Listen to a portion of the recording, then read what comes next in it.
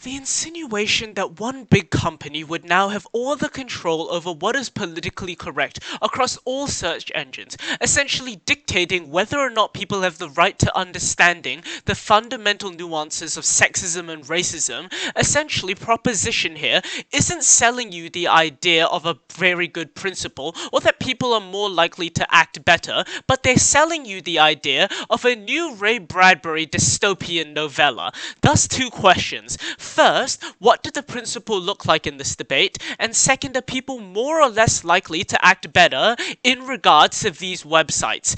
Now, first on the principle, they told us that they have an obligation to take the websites down. Three responses here. First, that it's already not representative of the situations that we have in the status quo. That is to say that at the point where you remove a website about racism, about sexism, that fundamentally this takes away from the understandings that people have about the outside world. The outside world is, if you didn't already know, racist. It is sexist. And that's why it's important for people to have a better understanding about them by having them online, by having people tell them off and saying that it's not good, that that isn't how our society should function. So second then, that it's essentially whitewashing at the point where now you're having one company remove all of it. You're putting them on a clean state. You're getting one person to say what is right, what is wrong. That means that people have a significantly worse understanding of what the world actually looks like. They're far less prepared in that sense.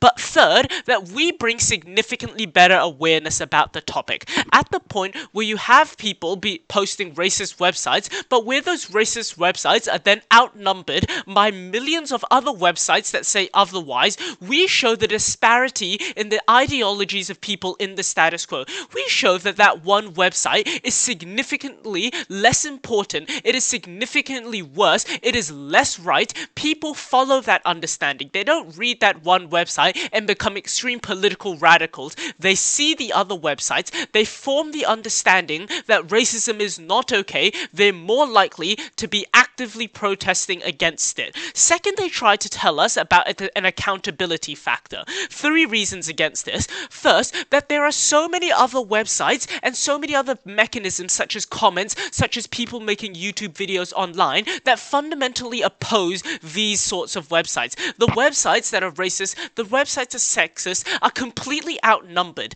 They have people left and right saying that this isn't right. And what that does, it shows that our society is functioning properly, that people are growing a better understanding of what racism shouldn't look like. Second, though, that people actively call you out online, and this means that we're seeing more movement and more political movement against the racists, against the sexists, because now even though you're allowing a platform for racist individuals, you're also allowing this as a platform for people to show exactly why they are not correct. But third, that they aren't even being held accountable on their side. How can you say that they're accountable when now you're just removing it, when now you're whitewashing it? You don't even give people the opportunity to flame them. You don't give people the opportunity to call them out, to say that you are a racist, to say that you are fundamentally wrong about something.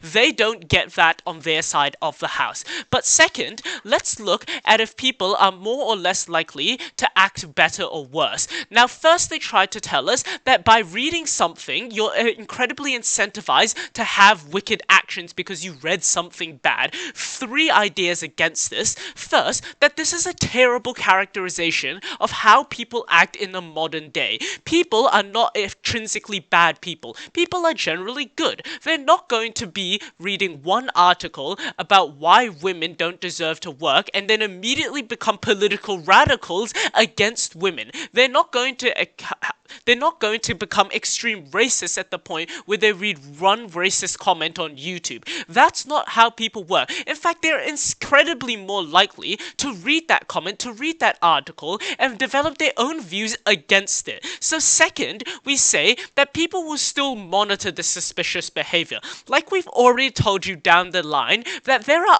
so many other websites, so many other people that constantly monitor your suspicious behavior. Look, at the point point where you look at a racist article, we're not going to say that you're now a political radical. But if at the point where you search up how to make a bomb, and then you immediately go to Amazon to look at the materials required to make that bomb, we have things such as the FBI that are now looking very closely at you. We still have counter mechanisms for terrorism. Those things were going to be there symmetrical. But now we don't have that opportunity to educate people. Now we don't have the opportunity to have a platform where people can politically oppose them and educate others on what is right. But third, that we flip this and say we actually educate them. What we already explained to you is that now at the point where you're able to educate people, it's significantly better because not only are people being shut down, maybe they even might be having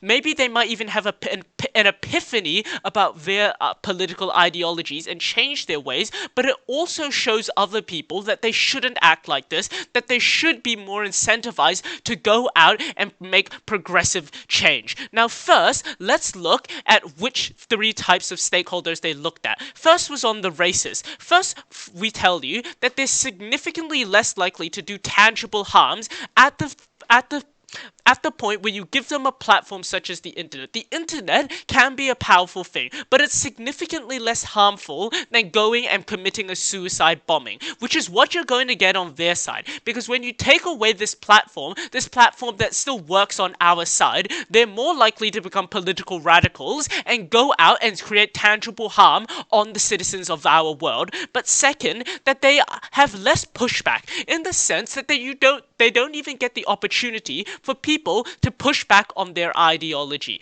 You don't even get the chance for people to say, that's not right. Maybe I should think about how I've acted, what I've said, and change my ways. But third, they're extremely less likely to understand because now you just take them off a platform. Maybe you don't even tell them why. Nothing has been learned from that experience for them. Now let's look at the neutral person and stakeholder. 3 responses why we're better for this person. First, that they have the immense shock factor of seeing a racist article. They're more incentivized then to be a better person, to disagree with this. And that means second, that they're more likely to take action against this. They're more likely to call the person out and say that this isn't right. Then third, even if we still get better awareness on our side of the house because people are at least having a valiant discussion about this, and most likely that person is going to be opposed about the racist ideologies that they hold. Now third, on the progressive person, it's really clear here for 3 reasons why we're better. First, that people who are more progressive will become extremely more feared at the point where conservative people who make decisions online that are significantly worse are going to be feared by progressive movements that push back against them. Second, that this highlights material that we don't want in our world, and that is significantly better because it educates.